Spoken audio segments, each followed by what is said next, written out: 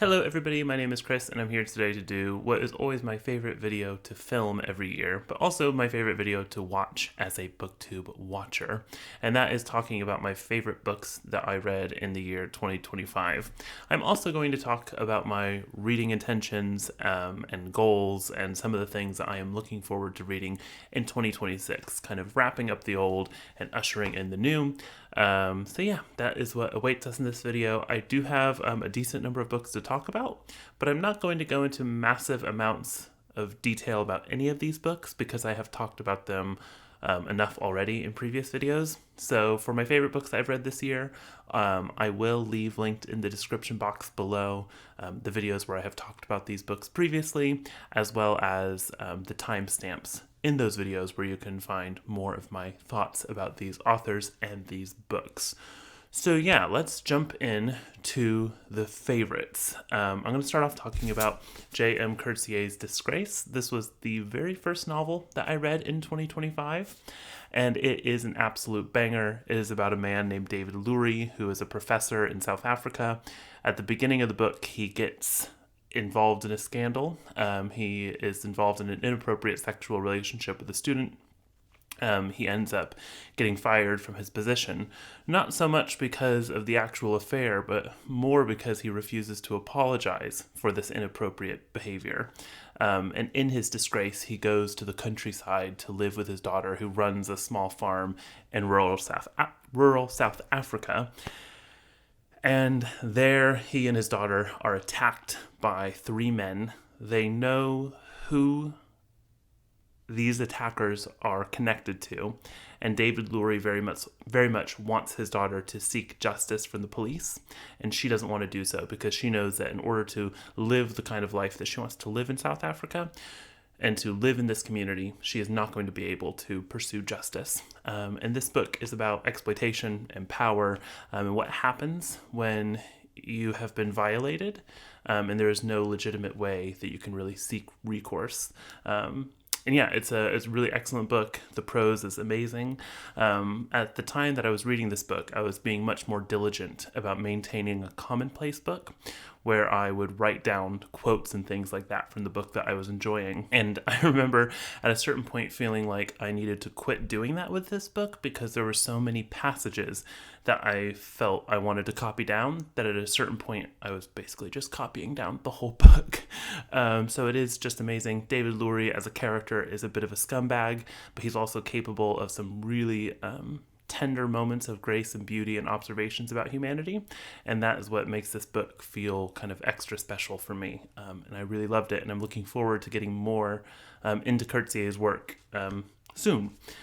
Another book that definitely tops my list, and I also read early on in the year, is Martyr by Kaveh Akbar. It's about a young man named Cyrus Shams. He's recently sober, recently orphaned, and he is trying to make sense of martyrdom and what makes a meaningful death now that his father has died. His mother died when he was very, very young. She was a passenger on the Iranian passenger plane that the United States shot down in the 1980s, which is a real news story. The U.S. shot down a civilian Iranian flight and never really took full accountability for their actions, claimed it was a mistake, blah, blah, blah, blah, blah, traditional U.S. violations of international law. And he is trying to make sense of death. And he goes on, I guess, a bit of a pilgrimage to meet a woman at the Metropolitan Museum of Art in New York, who is making an art exhibit of her death. And that's kind of all I'll say. It's a really wonderful book. It's full of lots and lots of sadness, but also a lot of levity. This book has some really interesting things going on with just the structure and the way the writing works. There's a lot of really technical elements in the writing that are really fun to stand back from and pick apart as you're reading, but it never becomes kind of so experimental or anything that it gets in the way of just kind of enjoying the narrative as a reading experience, and it's just spectacular. Really, really loved it. The book that I feel like I probably felt the most that I had like lived in and inhabited was The New Life by Tom Crewe. This is really glorious historical fiction. And I say that even though I have seen plenty of interviews where Tom Crewe really braces at the idea of his work being called historical fiction. But, whatever. It's an easy kind of point of reference to describe the fact that this is a novel with a historical setting. It's about two men who, in the Victorian era, are writing a book in defense of homosexuality. One of the men is a homosexual. His name is John Addington. One of the men, Henry Ellis, is not homosexual, but he's very interested in sex. And they are writing this book defending homosexuality, arguing that it is something that is natural, people shouldn't be punished for it, and that the laws against it in England are discriminatory. And as they're writing this book, the publication of it coincides with the fallout of the Oscar Wilde trial. It's really beautifully written. It's sexy. It's smart. It really made me appreciate the fact that in order for our world to get better, for acceptance and things like this to occur, I think it's easy to stand back and think that there's a natural arc of progress in history. But what this book really crystallizes is that's just not true. People really have to step outside of their comfort zones. They have to put themselves at personal risk. They have to push the needle and the boundaries of their society. And this book examines what exactly that looks like. And it makes you feel the pressures of that society on these characters in a way that is incredibly smart and very emotionally affecting. And I fucking loved it. It also has some of the most elegant, lovely imagery that I have read in a book all year. So yeah, very, very, very much enjoyed it. And then the final two things I'm going to talk about are less a particular book and more the collected works of two authors that I read this year and who really dominated my reading life this year. And the first one of those is Lorrie Moore. I read all of her published full-length collections this year, and they are all certified bangers. She has an incredible wry wit and edge in her writing that is just so much fun to read, but it's also full of an incredible amount of compassion. She is funny, she is tender. These stories are just perfect. They have so much shape and structure and beauty to them, and every story I'm kind of amazed at how much of these characters' worlds and how much of these characters' minds she's able to distill into such a short amount of pages. Each one of these stories feels like it has as much life as any full-length novel. Her debut collection was Self-Help, and it's full of very playfully written stories, a lot of wordplay in this short story collection. I loved the story in here called How to Be Another Woman. It is delightful, it is sad, it is funny, it's all the things that make a great Lorrie Moore story, and she wrote this collection when she was only in her 20s. My favorite collection of the bunch is probably Birds of America. This contains probably my favorite story in here, which is called Dance in America. Read it, read it, read it and weep. Read it and laugh. You will love it. Read any of these stories. Laugh, weep. You will be richly, richly rewarded. And then the final author I'm going to talk about will be no surprise if you've been watching my videos this year, and that is Helen Garner. All of her books that I read this year are amazing. I'm almost finished with her diaries, which I am reading right now. Those are absolutely phenomenal as well. I started off reading this book, which is called The Spare Room. I picked this book up because I saw it listed in a book I own called 1001 Books to Read Before You Die. Decided to give it a go. It's amazing. It is about an event that happened in Garner's life where a friend of hers was dying of cancer and decided to forego traditional chemotherapies in order to treat it, and started going to these kind of quack naturalistic doctors. And Helen Garner writes about this experience, inserting herself in the book. The main character in this book is called Helen, and she imagines that she's going to nurse her friend through these treatments, and instead she finds herself furious and full of rage at how her friend is being treated, and there's a real power struggle between these two women, and it is one of the best books I've read about grief and loss and the surprising feelings that are associated with those things. Just really excellent. Then I read her crime fiction, or not crime fiction, her crime nonfiction, Court Reportage, This House of Grief, which is about a man who drove his children into a reservoir in Australia. Helen Garner watched the trial, wrote this book about the trial. It's amazing. It's one of the best books that examines how the law tries to handle very human emotions, human violence, the order that it tries to set down, and you watch how the truth and the opinion of what is taking place swings back and forth. And what's kind of brilliant about this book is that Helen Garner you watch her mind swing back and forth as well. And it's a really, really tremendous book. And then my favorite book of hers, a book that I loved so much, I read it not once, not twice, but thrice this year, and that is the children's Bach. It's a book about two sets of characters kind of colliding. The one set of characters is a very suburban family in Melbourne in the 1970s. And it's a mother and a father, their two children, one of whom is very disabled. The father runs into an old college friend of his who is living a very bohemian life. And all of a sudden these very rock and roll type characters clash with this very suburban couple. And you watch basically how this family tries to survive that. And in particular, how the wife, Athena, gets sucked into the bohemian life. And it is phenomenal. There's just really no other reading experience quite like it. It's one of the most technically astounding books I've ever read. Every time I reread it, I feel like I am seeing something new and revelatory. And yeah, I just absolutely loved it. And I can't wait to get to even more Garner books in 2026. So yeah, these were my favorite books that I read in 2025. I would love to know what your favorite books that you read in 2025 were. But now let's look ahead into 2026.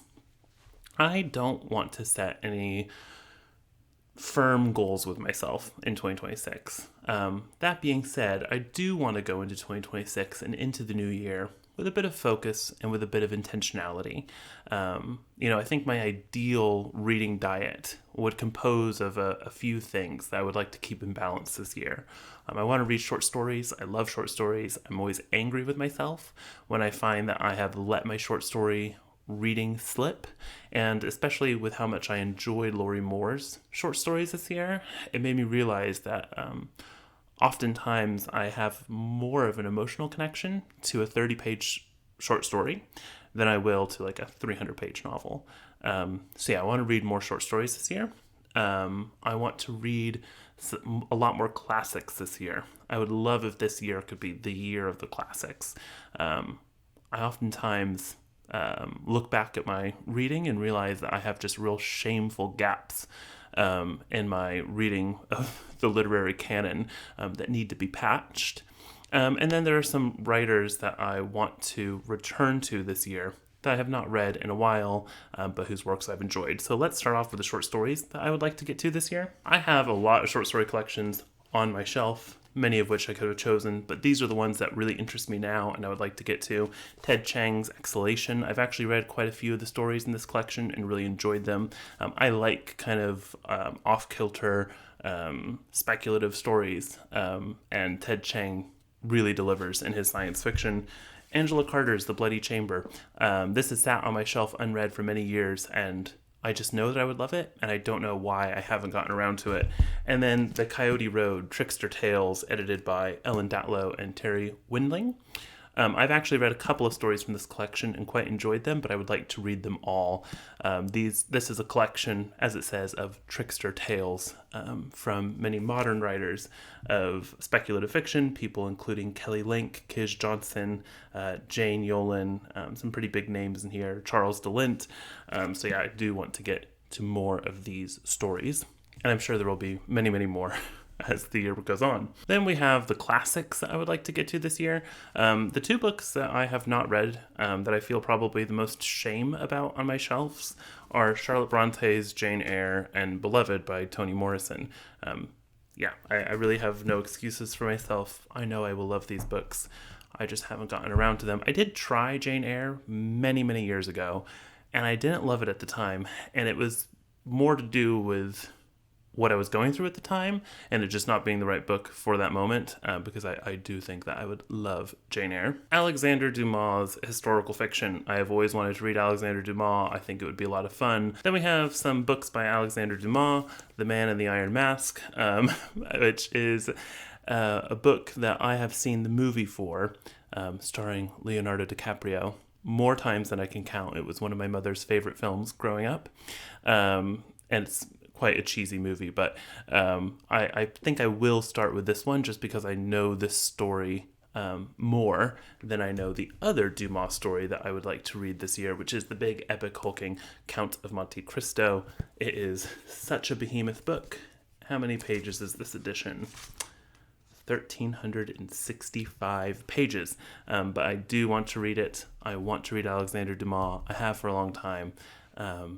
This will be the year. Hemingway, I have only read a couple of Hemingway short stories and I have really enjoyed them, and I don't know why I haven't tried to read more. The two Hemingway I have on my shelves that I would like to get to are The Old Man and the Sea, the very slim little novella, and then the collection of stories, The Snows of Kilimanjaro. Hopefully get to some Hemingway this year. Then we have the authors that I would like to return to. Chief amongst them is Hilary Mantel. Many, many years ago, I read Wolf Hall and Bring Up the Bodies, and I loved them, loved them, loved them. This was way back in 2016, before I even started this YouTube channel. And that was during a time in my life when I was reading a lot, and I was feeling quite emotional about reading. And those books I was reading during that time, I have quite a, what's the word I'm looking for? Quite a protective, sense in my mind about those reading experiences, and I don't want those reading experiences kind of threatened. And the fact is that in order to read the final book in this trilogy, I need to revisit Wolf Hall and Bring Up the Bodies. And rereading a book means that you are putting the risk of how that first experience is crystallized in your mind. You're at risk of tainting that, which is not something I want to do. And I think that's the reason I have put off finishing this for so long. But I want to get over it because, I loved those two books. And I want to see how it ends for Thomas Cromwell, even though I know historically how it ends for Thomas Cromwell. Back in 2024, my absolute favorite book of the year was David Mitchell's The Thousand Autumns of Jacob de Zoet. And actually, that's probably one of my favorite books of the past 5 years. It is one of the most sumptuous, epic, wonderful pieces of historical fiction. And this year, I intended to get to more David Mitchell books that were on my shelves, and I didn't get to them, which I feel really bad about.